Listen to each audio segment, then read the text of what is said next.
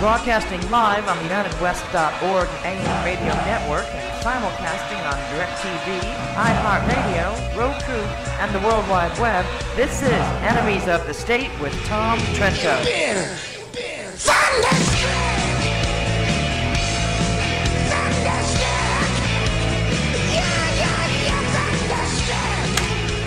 All right, Monday, May 11th, ladies and gentlemen, welcome to Enemies of the State. Your host, Tom Trento, here with a fascinating, good friend, good guest.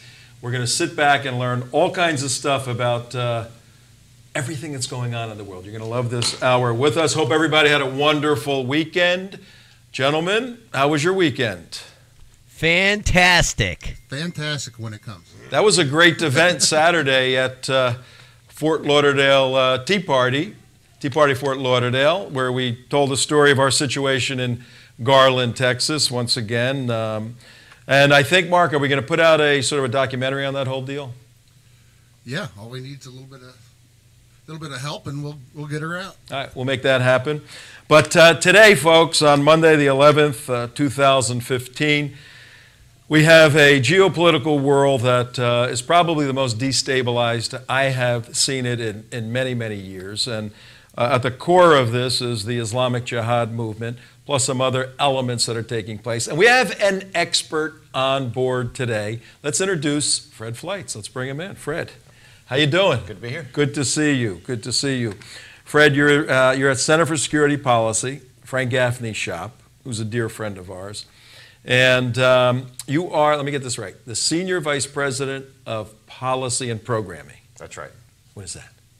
Well, I'm one of the top officials of the Center for Security Policy. I help with setting our agenda for analysis, and I'm focusing on the global jihad movement, intelligence reform, but I'm putting a great deal of time into the Iran nuclear program. Yeah, and we're going to deal with all of that on this show, but what makes you an expert on these things? We got a pretty erudite audience, pretty up-to-speed audience. They're going to go, who's that with Trento on the show? Your background is very interesting. Let's go through that a little bit so that our friends out there in TV world, radio world, we're on WSBR Radio, 740 AM on the dial. South Florida, we're over at WHFS 1010 in the Tampa Bay area. This is commercial radio, no commercials. We're buying the time and bringing a whole hour of analysis and opinion. We give our opinion, if you haven't noticed that, on this show. But our viewers and our listeners like to kind of get a little personal with our guests. What's your background? What you do to get to the Center for Security Policy? Probably the best national security shop in D.C. It really is. Well, I've been a lucky guy, Tom. I was allowed to spend 25 years in national security positions with the U.S. government. I was a CIA analyst for 19 years. I was chief of staff. CIA? Yes. Central Intelligence Agency? Yes. I was chief of staff to John Bolton for 4 years when he was Undersecretary for Arms Control, and I was 5 years with the House Intelligence Committee as a professional staff member. This doesn't add up to 25 because I was lent by one agency or another at different times. All right, well, we'll get into a little bit of that because that sounds fascinating in and of itself. But, when you, like your 10th birthday and you got your bicycle, did you want a bicycle or did you want the CIA World Almanac? I mean, what did you want as a little kid? And what was your path to go into this very interesting work? Well, I applied to join the CIA when I was an undergraduate at St. Joseph's University. They turned me down. I went to graduate school at Fordham University. I did an interview on campus because there were protests against the CIA. They actually took a building. There was a sit-in at the building, and I knew some of the professors would actually penalize you if they knew that you were conservative. So I interviewed at a nondescript building in downtown Manhattan, and I got an offer, and they took me on. But why did you, I mean, you could have done anything with that kind of educational background. You could have gone into business, you could have gone into journalism. Why the spook business? Well, I was interested in national security, but frankly, I was inspired to join the government because of Ronald Reagan, Gene Kirkpatrick, and Bill Buckley. As a a teenager, I was just really taken in by their values and how they spoke clearly to defend American national security. I actually had a chance to meet Buckley, and I was friends with Jean Kirkpatrick, which really... She was an amazing lady. She was amazing. I was the UN analyst at the CIA. We provided analysis on how we could win votes on the Iraq War and to go after Soviet penetration of the United Nations for espionage. So Dr. Kirkpatrick became a friend and advised me when I was a young analyst. Wow. Do you remember the day you got your letter from the agency? It says, "Hi, Fred. We want you. Come next week." Do you remember that day? I remember it well because the letter said on the outside Central Intelligence Agency, and my roommate was from China. And fortunately, he didn't read English very well and didn't see the letter, but I kept thinking, like, what are these people in Langley doing? Yeah, it was a great day. They put their address on the letters that they send out to bring people in? I don't know if this was a mistake, but my letter said CIA on the outside, and my Chinese roommate fortunately didn't see it. You still have that letter? Somewhere. That's cool. That's a little piece of history in your memorabilia. All right, so now you report your first day at Langley. What is that like? Well, I worked up until the day I left Pennsylvania in my dad's 7-Eleven.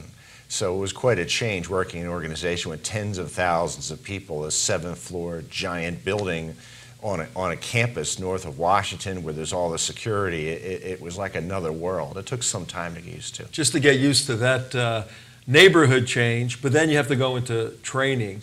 And as an analyst, what type of training back then?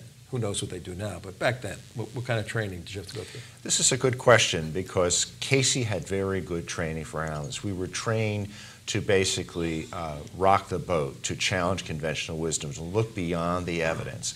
There was a good 30-day course on how to write and how to analyze. That's not the case today.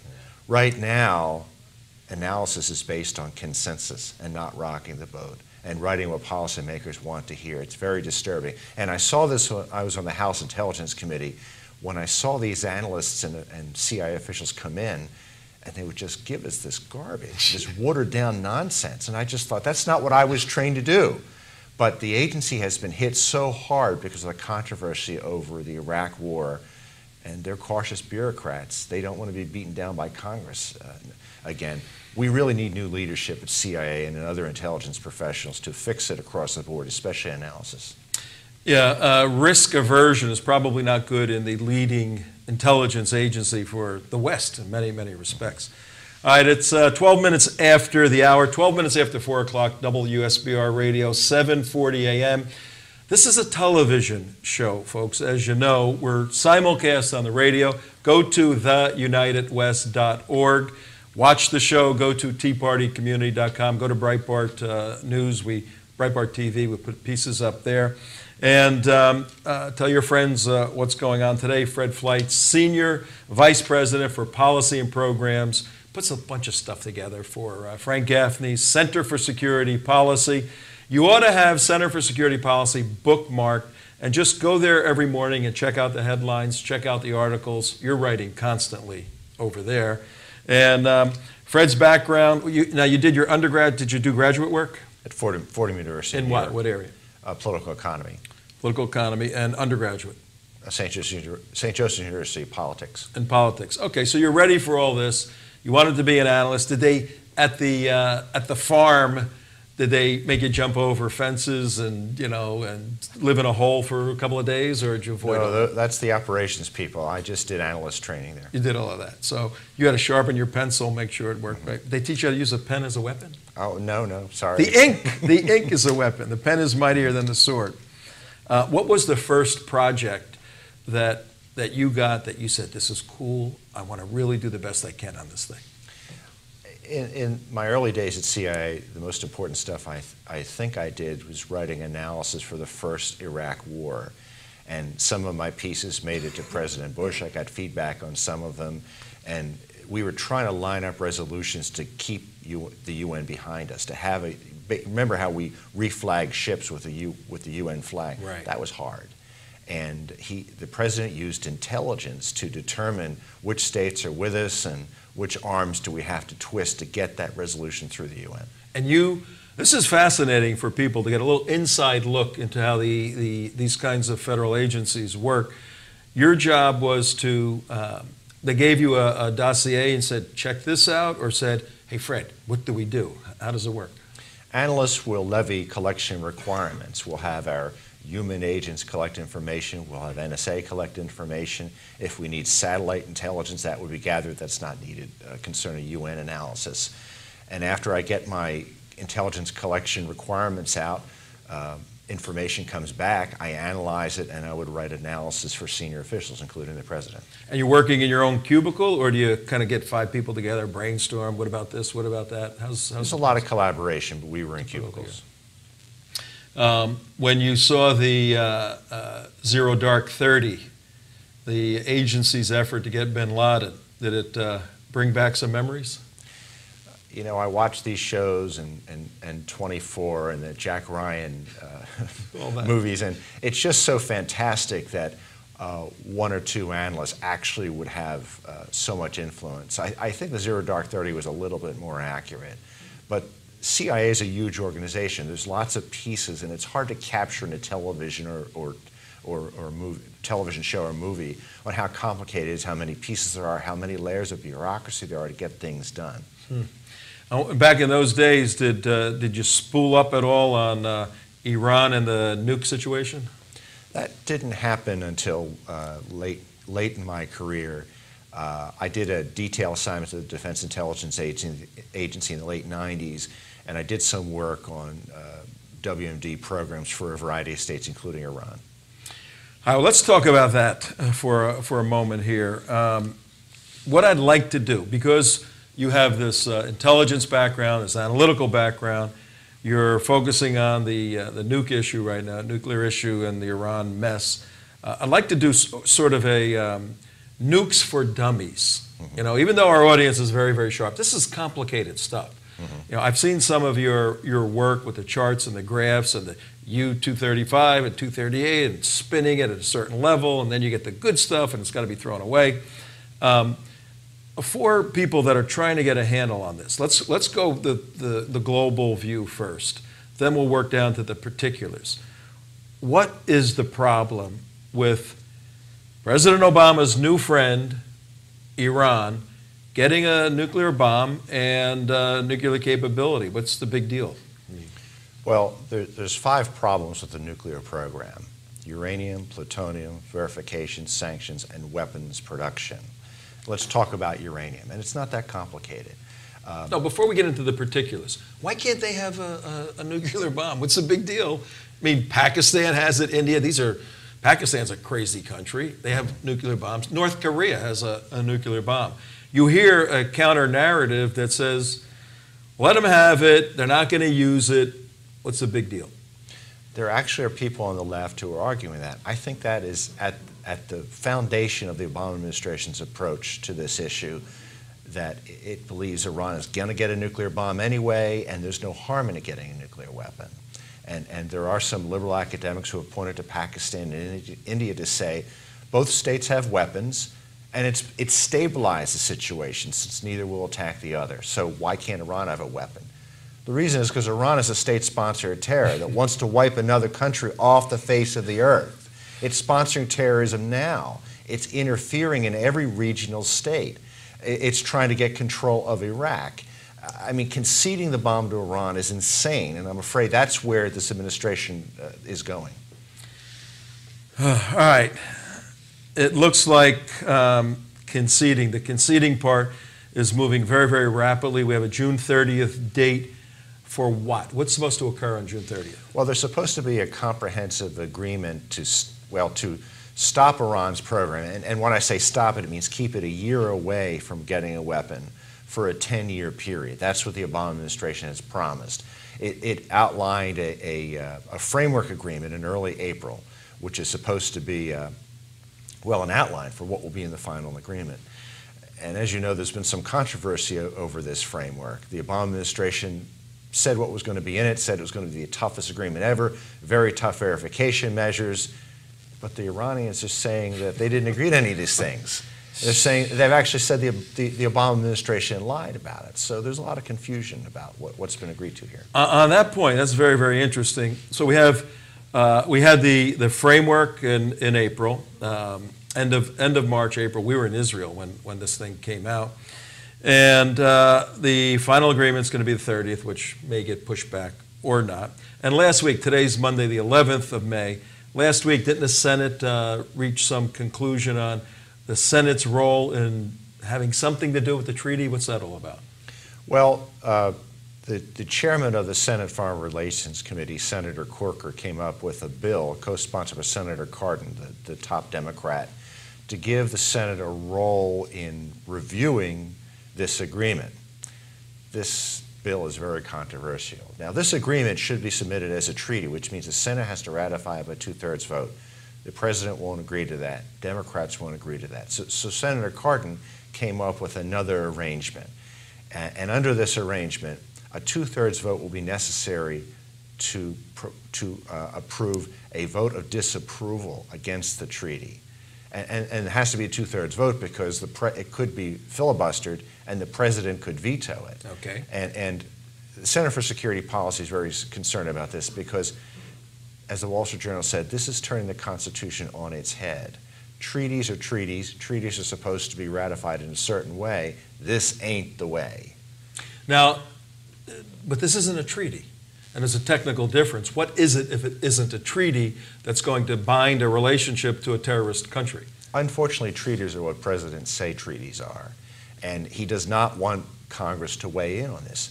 He can do that as a president. However, if Congress does not actually ratify this as a treaty or as a congressional executive agreement, it's not binding on the next president. That's what Senator Cotton's letter tried to say, the controversial letter signed by 47 Republicans, basically saying to Iran that, sign what you want, but the next president's going to throw it out.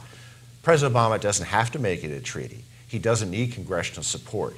But doing so makes a lot of sense because it says to the Iranians and the world that he's not just speaking for himself, that he has the backing of the American people, and this agreement will be long-lasting. He clearly doesn't have the ability to say that. It's 22 minutes after the hour on Monday. I hope everybody's having a wonderful Monday today, May 11, 2015. I'm with Fred Fleitz from the Center for Security Policy.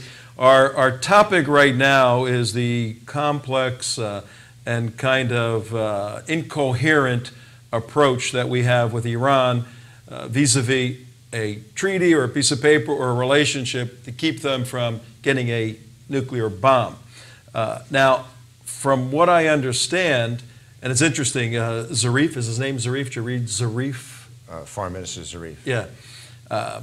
The guy is amazing. I mean, nice looking guy, cool clothes, everybody loves him, the left loves him. Oh no, we can't negotiate with Congress. Tom Cotton, he's got to go learn about the Constitution. Ironically, if you want to know something, I was in Denver, Colorado in school the same time he was at the University of Denver.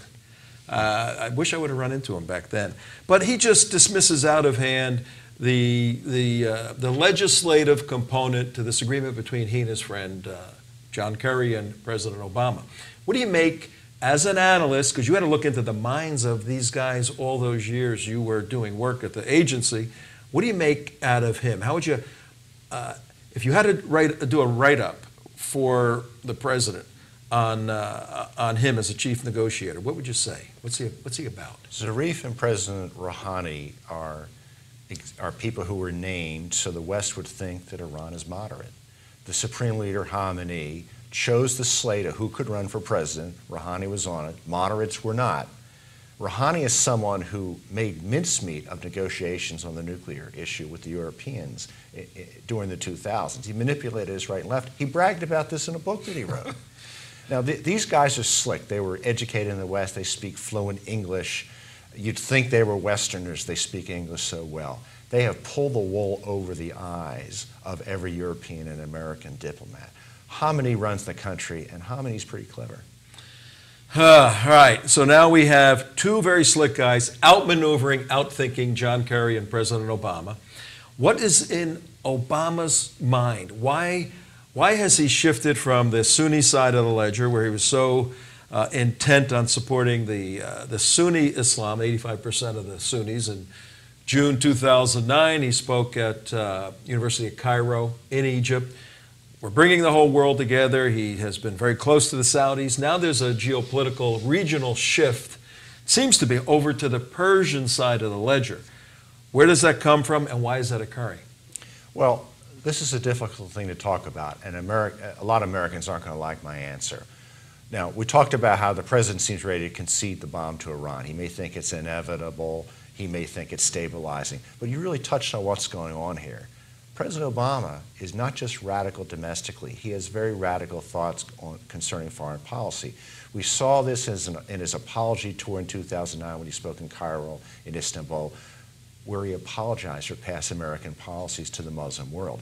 But more importantly, Tom, listen to the statements that President Obama has made at the United Nations concerning Iran. He treats Iran as a victim, not a state sponsor of terror. He's apologizing to Iran for the coup in the 1950s where the United States installed the Shah. The Iranians are not worried about that anymore. That's not why Iran is at war with Western civilization. They want to promote Sharia. They want to promote Islamic supremacism. They're not thinking back to the 1950s. But this is part of the narrative of this president. He doesn't see us as an exceptional nation. He sees us as an oppressor, not a nation that's promoting freedom. And that's coming out of his anti-colonial background. Yes, that's right. Trained at Occidental, Columbia, Harvard, that whole mess there. Well, do you think, and we hear often that Valerie Jarrett, born in Iran, has his ear. We know she is his brain, as an external brain. You think she has any influence over his shift to Persia? Perhaps, but I think it's Bill Ayers and Jeremiah Wright. Oh, he was really? schooled on this left-wing thinking for decades. And I think the American conservative movement thinks he was just influenced on domestic policy to be a far-left liberal. No, it's also concerning the world. He sees the U.S. as an oppressor, and it goes far beyond Valerie Jarrett. Oh, and both of those guys, Jeremiah Wright and Bill Ayers, can't stand Israel. So this would shift sort of the balance of power to Iran if they had a bomb, and Israel's bomb in the basement situation. This really, how can you explain the way we treated Israel over the last few years? The ridicule of Israel by Obama officials to the news media. If we have a difference with a close friend, we settle it quietly. We don't leak insults against the prime minister of a friendly nation to the New York Times, which happens from this administration over and over again. All right, we're gonna look at Israel, and a friend of ours, Dr. Matthew Koenig, wrote a book, Time to Bomb, something like that. Time to Bomb. Time to Attack. What's the name of it? A Time to Attack. A Time to Attack. Should we bomb Iran? We had him on the show. We're going to have him on next week. He's out of the country right now.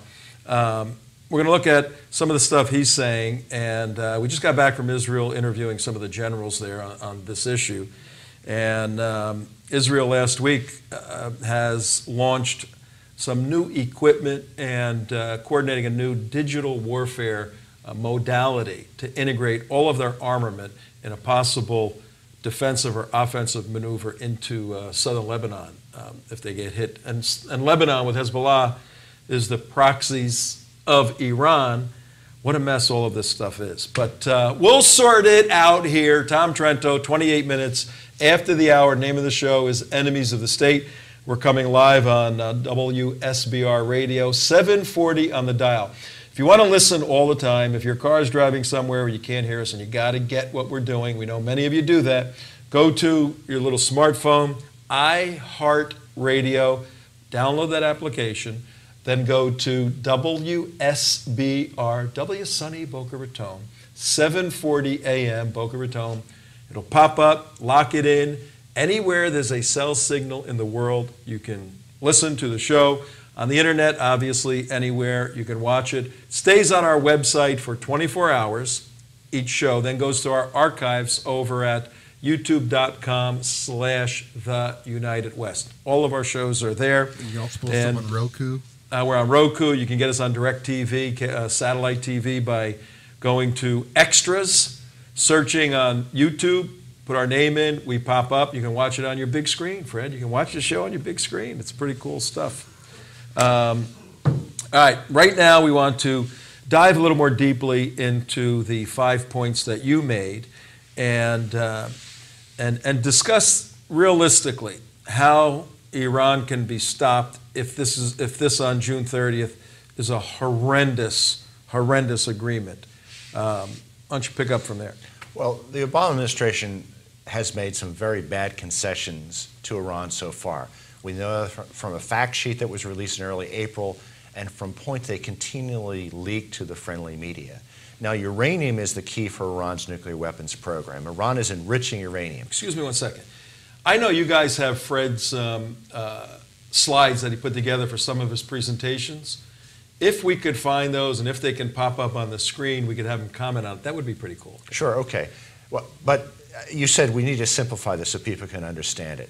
Enrichment is the process of separating out the tiny amount of uranium that can be nuclear weapons fuel. That's the isotope uranium-235. It's expensive. Let's make it even simpler. Where do they get this stuff? Where's uranium? Where is it? Well, that's another good question. Iran has a limited amount of natural uranium. It actually has to import and buy it from other countries. And where it is getting it is sort of an open question. It is running out. The uranium it has is very scarce and of poor quality. And I think it is striking deals with a number of countries, mostly African countries, to ship it uranium. Why does Iran have a close relationship with Venezuela? Because Venezuela has a lot of uranium, just an aside. Uranium enrichment is very dangerous. The process to enrich it can make reactor fuel, but it can very easily make weapons fuel. That's why we've never agreed in agreements we've struck to share peaceful nuclear technology. We never let nations enrich. We had an agreement with the United Arab Emirates on sharing nuclear technology so they could have reactors. We were very firm. No enrichment, an agreement we signed in 2009. Now the UAE's neighbor, Iran, is going to have 19,000 uranium centrifuges, the ability to make 2 weapons worth of enriched uranium per year. You can jump from reactor-grade uranium to weapons-grade in under 3 months. So it's pretty dangerous if you have this capability. Well, the Obama administration is claiming that Iran will be enriching uranium, but this uranium won't be a threat because it will be reduced or neutralized. No one knows what that means. We said a couple months ago that uranium had to leave the country. Iran said no. We also know that Iran will be developing advanced centrifuge machines during the agreement, which means the timeline to a nuclear weapon will be reduced during the 10 years of this agreement, assuming we get one. So there are thousands of centrifuges are shut off, but they still can go in a different part of the building and try to design better ones? Iran will be allowed to operate about 6,000 of its 19,000 centrifuges during the agreement. It will be allowed to develop advanced ones that may be 6 to 8 times more efficient, which means they'll actually make up for the centrifuges that they're not using. But the question I've talked to a number of experts about is, why is Iran enriching uranium at all? What's the purpose of it? It's not for making reactor fuel. It would need 200,000 centrifuges to make enough enriched uranium for its Bushehr power reactor. It can't be for medical isotopes or other peaceful purposes. It is too many centrifuges for that. And there's something really disturbing that came up recently. Sharif said that under the agreement, Iran will be allowed to sell enriched uranium on the open market. Great. Well, who's Iran going to sell it to? North Korea? Venezuela? Canada.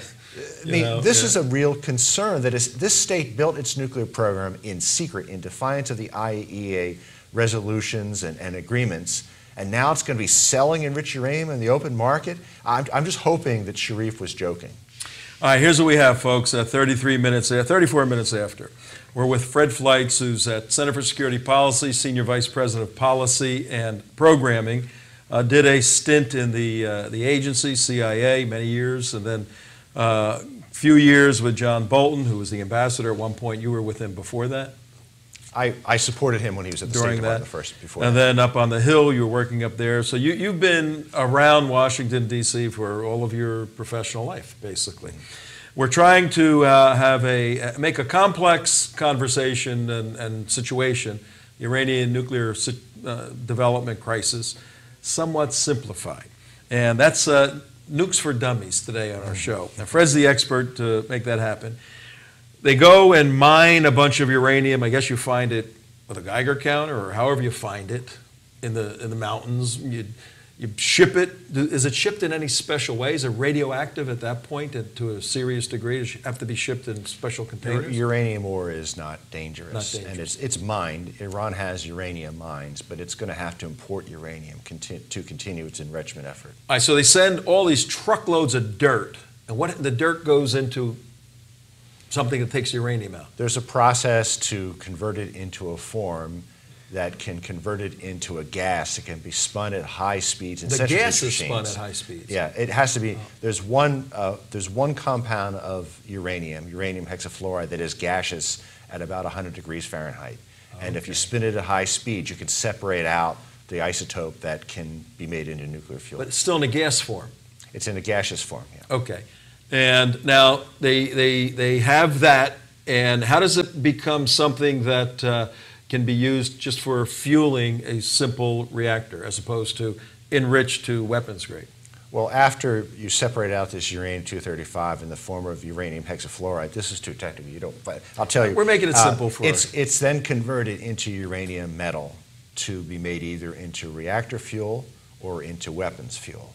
Now, there's certain procedures you have to make uranium into weapons fuel. One of them is converting it into uranium hemispheres for the pit of a nuclear weapon.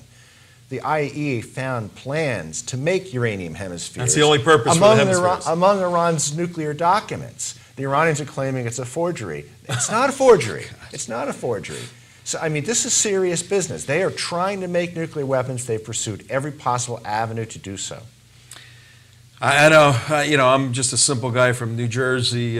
My negotiation, when I found that, I'd rip the paper up and walk out. I mean, why don't we do that? Well, I'd like a nuclear agreement with Iran, but I want a good agreement that stops their nuclear program for a substantial period of time. I'd like to get them to agree to recognize the state of Israel, forswear terrorism. I'll settle for an agreement that stops Iran's nuclear weapons program for 20 years with intense verification. We're nowhere near that. Yeah, Dr. Koenig, A Time to Attack, laid out a very similar process, because he also wants to, and he worked for the Obama administration, he also wants to get a deal. He said, but at every point, it ain't going to happen. He said, we're not going to get verification. They are not going to allow us to properly verify. So, how is this supposed to happen? And I'll ask you, Fred, you get your deal. They say, okay, 20 years. Okay, Israel's whatever. You want to know the Israel state. Yeah, you're a state. We don't hate you anymore. Okay, you can verify. Who are the people that do the verification, and how can we trust them? Well, the International Atomic Energy Agency inspectors would do the verification. But to do the verification, they have to have access to facilities. And Iran has made it clear over the last month it will not let these inspectors into military facilities. That's where the weapons work is being done. So there can't be an agreement if they won't let the inspectors into where the weapons work is being done. There's facilities where we know weapons work was being done that the Iranians are trying to cleanse of any evidence of weapons-related activity. This means removing a layer of dirt, tearing down buildings, washing buildings down, so there'll be no evidence that they were trying to make nuclear weapons. That's still going on. All right, so we have your 5-part process. We're at the point where they have enough centrifuges to spool the stuff up, make weapons-grade material that has no other purpose than for weapons grade. All right, they have 20 kilograms of this material. What are they going to do with it? Just throw it up in the air? What happens next after they get the weapons-grade material? What's the next part of the process to have a bomb? There's 3 stages for a nuclear weapon. There's making nuclear fuel. That's the toughest stage. There's weaponization, designing the warhead, and there's the delivery system. We think they've designed the warhead, and there's evidence that the IAEA has of warhead activities. There's actually a facility called Parchin where Iran has been conducting explosive testing related to warhead development because there's an implosion that forces the uranium together to start a nuclear reaction. But there's a big problem with this agreement. the one part of the nuclear weapon that is not included, the delivery system. Ballistic missiles have been left out. Iran is only making ballistic missiles for one reason, to carry nuclear warheads. Wait a minute. That's been excluded from the agreement. Okay, so we got the fuel, then the weapon itself, and then the delivery system. You're saying the delivery system, at least a ballistic missile, you can deliver it driving in a car, I guess. Sure. But a ballistic missile, which is more of a threat, isn't part of the negotiations, No. really? Not only is it not part of the negotiations, but when sanctions are lifted, sanctions on ballistic missiles will be lifted too. So we're not only telling the Iranians to stop nuclear weapons development, we're going to lift sanctions that are slowing its efforts to build ballistic missiles. This raises a very interesting question. We're with Fred Fleitz from Center for Security Policy. We're working through some of the behind-the-scenes processes that are necessary to get to a nuclear bomb for Iran on Iran's part. But we're also looking at the mechanism here in the United States as to how we negotiate, which is terribly bad. There's negotiations going on right now. There's a table somewhere. The Iranians are sitting down, and is it Americans, the P5+1? Who is representing the United States of America, and what does that room look like, and what takes place in that room? This is just a great question. Our negotiations are headed by a woman named Wendy Sherman. She's someone who was involved in the Clinton administration negotiations on North Korea. You know, those negotiations that stopped North Korea from developing nuclear weapons. Now, she wasn't involved in the first stage of them, but she was involved in the second stage when Madeleine Albright went to Pyongyang and clinked champagne glasses with Kim Jong-il. A couple years later, they admitted to having a covert program to enrich uranium for nuclear weapons. They were doing this throughout the Clinton years. Colin Powell said that they were doing this while the ink was drying on the Clinton administration's agreed framework. She's now leading our Iran talks. She's incompetent. She was incompetent in the 90s. She's incompetent today. What's her background? I've heard her name before, but I don't know that much about her. What's her background? I think she's a career foreign policy expert, probably a State Department person. I don't know. So she's sitting there. She's got her staff all around her, probably. Is John Kerry in the room? Kerry has been very visible, and it's unusual for a Secretary of State to actually be conducting negotiations like this. Usually it's done at a working level. You only want to roll out your Secretary of State when you know an agreement is imminent, because this is the big gun. If there isn't an agreement and he's there, it looks bad. Yeah. But he's been very active in these talks. All right, so in that room, for the sake of our folks that are intrigued by what's really going on behind the scenes, the room is there. I guess they have a set of notes for the day. And is there a moderator that says, and now we're going to talk about ballistic missiles, and the Iranian side says, no, we're not. That's off the table. I mean, how does the actual process work? And can you get in disagreements, or is everything real nice, or how's that work? There's no moderator, but the talks are generally thought to be mostly between the United States and Iran. There's a lot of critics, well, there's a lot of people who I argue with, folks on the left who say, well, the Europeans are part of this. Don't just be bashing the Obama administration. This is a U.S. negotiation with Iran, and the Europeans are on the sidelines, and the Russians and the Chinese are basically siding with Iran. Really? Yeah. Okay. So that's a mess. All right. Now, we're at a point where they're making the fuel. This agreement may or may not keep them from doing that. It certainly doesn't keep them from working on ballistic missiles. We've seen them parade them out, test them. Let's go to the weaponization. There's two types of atomic bombs, plutonium and just uranium. How do they work differently? And simply explain. Well, the big difference is that plutonium has a lower critical mass than uranium. You need 1/5 less by volume and weight. That's a big deal when making a missile warhead. And Iran is also pursuing plutonium. They have a reactor called a heavy water reactor, which produces plutonium in the byproduct. It's not finished yet. Now, the Obama administration has pushed a deal where this reactor will be re-engineered so it will produce less plutonium.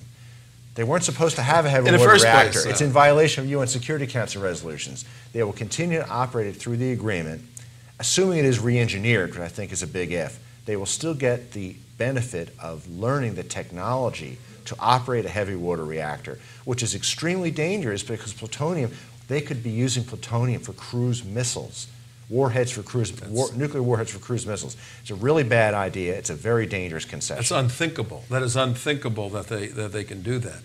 And then give us simply, you're not a physicist, and I was absent the day my physics class, which I never took. I was absent the day they explained how the nuclear reaction, the atomic separation, how this little 5 or 12 or 15 pounds of metal, you can make such a gigantic explosion. I mean, how does that actually happen?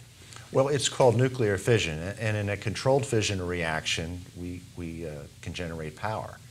But a nuclear explosion is an uncontrolled fission reaction, where the nuclear fuel is accelerating the fission reaction at a great rate and actually explodes. As a non-physicist, that's as far as I can go.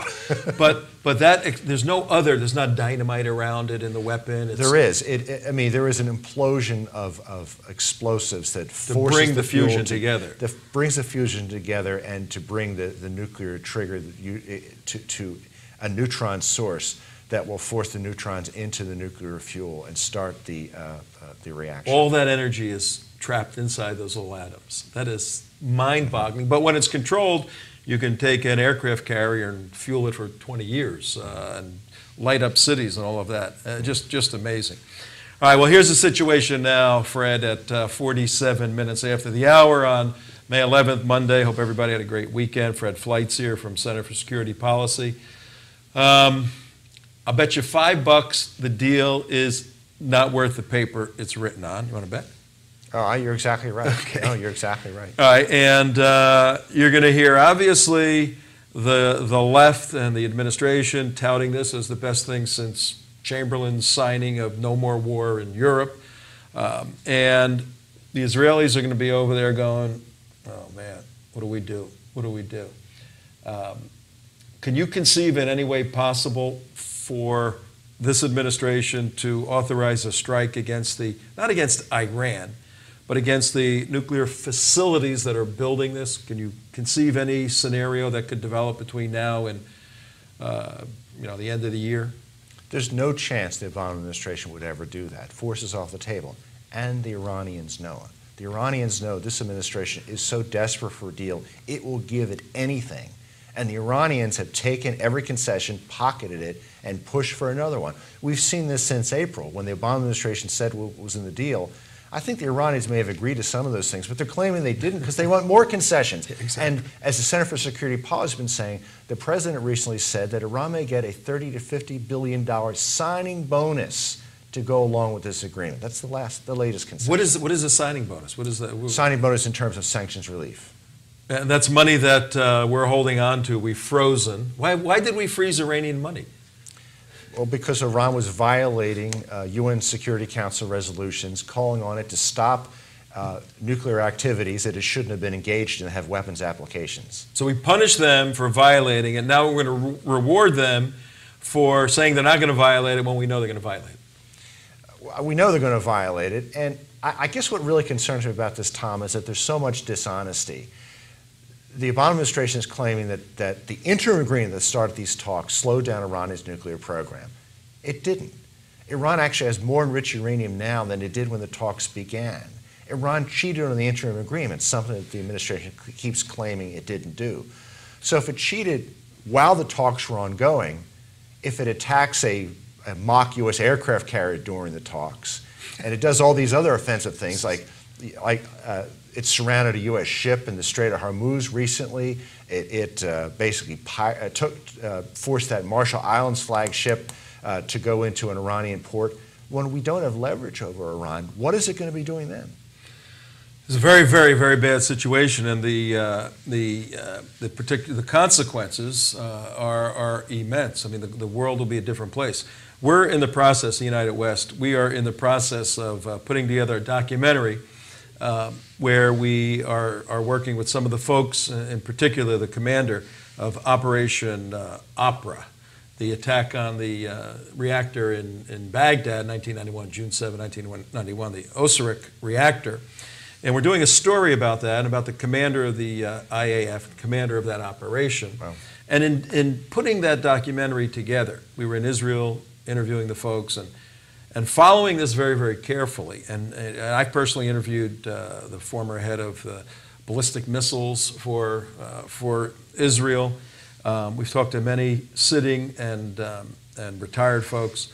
There is no way in the world Israel is going to allow Iran to develop and have and obtain a nuclear weapon. Just not going to happen. Okay. Now, if Israel has to attack at some point, you're not a military planner, neither am I, but we can kind of have educated guesses.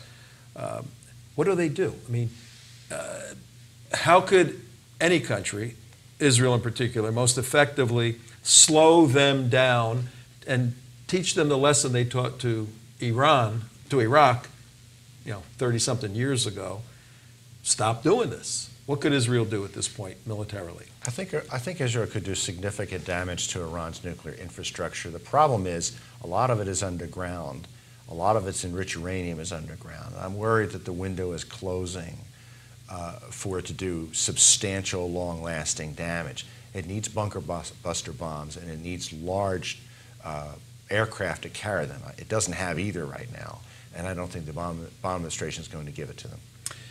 One of the things interesting, one of the analytical points that we learned in putting this documentary together, that whenever the Israelis had a hurdle or an obstacle, like an inability to fly their F-16s all the way to Baghdad, simply because General Dynamics said it can't be done, and the fuel isn't there and everything else, particularly at 100 feet off the ground, the Israelis got together and said, let's figure out how to make it happen. Mm-hmm. And their attitude is, we'll figure out how to make it happen differently. We'll think outside the box. And I saw some reports on, I think it was a 707 four-engine airplane that was converted to possibly carry heavy bombs, that Israel's messing around with at this point. Let's say that they have the capability to knock out a few of their facilities and set them back a while. What do you see if you had to go back into your analyst job and I was the president of the United States, don't want the job, not running for it. I said, Fred, get me a study on the world's response to Israel knocking out 4 of their facilities. What's going to happen 2 hours after the strike, 24 hours after the strike, 1 week after the strike? What is the world going to look like? I think the Gulf states would be fairly pleased. They're very concerned about Iranian nuclear weapon, and I think there's every chance the Saudis and maybe the Turks and other countries are, if they haven't already contracted to get a nuclear weapon, maybe by buying one from Pakistan. This is already underway. I think Iran will respond with terrorist attacks. There'll probably be attacks on Israel by Hamas and Hezbollah. There could be greater violence in Lebanon. It could spill into Jordan, possibly into Syria. But I think basically we would be looking at terrorist attacks over the medium term that would probably be stepped up. The third world's going to be outraged that Israel did this. The Europeans will condemn them. The Obama administration will condemn Israel for doing it. I think the Obama administration is more worried about Israel's activities right now than it is Iran's. I think they're very worried that Israel could do this. It seems like you're saying there's going to be a Sunni-Shia split. The Sunni Muslims, the Gulf states and Saudis and Jordan, as much as they'll publicly condemn it, all of that, they're going to be very, very happy. The Shia side, the Syrians, Hezbollah, even the Hamas, they're funding Hamas, increased attacks against Israel. Do you see a military attack launched by Iran into Israel? It's possible that Iran may try to fire missiles at Israel or launch some type of attack. Israel is quite well defended against Iranian missiles. I don't think that's going to succeed. What about here in the United States? We saw with last summer's Operation Protective Edge. We did a 11-part documentary, 11 different pieces. We covered that war very, very carefully. Then I went over there right afterwards. And there were protests all over the United States on college campuses. In fact, one of our guys was at a protest in Miami, was attacked by Hamas, which led to the FBI getting involved and the Hamas attackers being deported. I mean, that happened to our organization. Do you see the academy erupting in condemnation against Israel? Do you see protesting in the streets? Of course. Oh, yeah, no doubt. I mean, I'm very concerned that in the academic world and on the left, there is a strong, growing anti-Israel and anti-Semitic narrative. I think it's pretty bad. I mean, we see these divestment efforts in college campuses. We see votes by student groups on college campuses condemning the state of Israel. This is a big issue, and I was involved in a talk in Washington recently concerning AIPAC. You know, AIPAC did not back an amendment to the Court and Carter bill requiring Iran to recognize the state of Israel. And that's because there's liberal and democratic members of AIPAC who don't want to buck the Obama administration. These people don't realize that they're making a deal with the devil. Their colleagues on the left are not supporting Israel. No, AIPAC missed the boat on that one. But how can AIPAC not support a resolution that's an amendment that's pro-Israel? I'm still astounded. Look, there's a huge difference between American Jewish people and Israelis, okay? In the U.S., we found that 80%, 75, 80% support President Obama, 25, 30% do not. It's the exact opposite in Israel. The Israelis can't stand Obama. They know he doesn't like them at all. But you got leftists also in Israel who, love Obama and don't like Netanyahu. What should be the response? We've got a couple of minutes left. What should be the response of Americans, Jews, Christians, patriots who stand with Israel when, I think it's a when issue, I don't think it's an if. Absolutely positive Israel will attack Iran if there's a bad agreement on the table, and if Israel has one of the best intelligence agencies or networks in the world. They had a bunch of people in Iraq. They got people all over the place. They know when the fuel is going to be hot, when the plants are going to be hot, and they're not going to strike after it's hot. That's their real red line. What should be the response of Center for Security Policy, United West? How do we respond at that moment when Israel's battling now three or four fronts? The protests all over the world. Paris is a mess. San Francisco's a mess. New York's a mess. What should be our response? Well, I think the United States will stand with Israel, and even this administration that's had trouble with Israel will stand with Israel. But the immediate thing we have to do is to stop this nuclear agreement. This agreement is so bad that when Secretary Kerry came to the Hill to explain it, Democrats and Republicans were shaking their heads. I know this from staff who were in the room saying he couldn't answer the questions. There's so many things, so many problems with this agreement, so many things that haven't been solved that pose real security problems. This agreement is in trouble, and they can't even explain it to their Democratic supporters on the Hill. It has to be stopped. Americans have to call their elected representatives and say, no deal, no deal. Remember a while ago that President Obama was saying, no deal is better than a bad deal? Right. Right now, they're contending a bad deal is better than no deal. And we can't go that way. All right, ladies and gentlemen, I'm here with Fred Fleitz. We're winding down. Right now, very interesting, fascinating hour of trying to make this nuclear situation a little more understandable, not only on the technical side, but on the geopolitical side. And Fred, if people want to get in touch with you, look right into that camera and tell them how they can do that.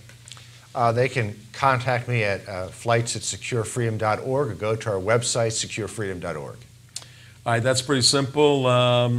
What can we do at this point? What you said call your representatives, but do the representatives really have a role at this point in stopping the deal? Well, there's something else we can do. There's a presidential campaign coming up, and we have to demand that our elected representatives focus on foreign policy and answer tough questions. I'm not a big Rand Paul fan. Maybe some of your viewers Some are, yeah, sure. I'm concerned about his positions on NSA and his positions on international issues. But I think Senator Paul could come around. He has come around on drones. We need these guys to say exactly how they're going to repair the enormous damage done to U.S. national security by this administration and not sidestep difficult issues. They need good advisors, and they have to explain to the American people what the problems are and how they're going to solve them. That's very actionable, ladies and gentlemen, to get the people running. We have 4 candidates running in this state. We have Rubio, Bush, Huckabee, and somebody else lives here who's running too. I forget who the 4th person is. But that's our show for today. Thank you very much, ladies and gentlemen, for joining us. Fred Fleitz, thank you for stopping by in our studio. You take care, stay safe, and we'll see you in Washington, D.C., I'm sure.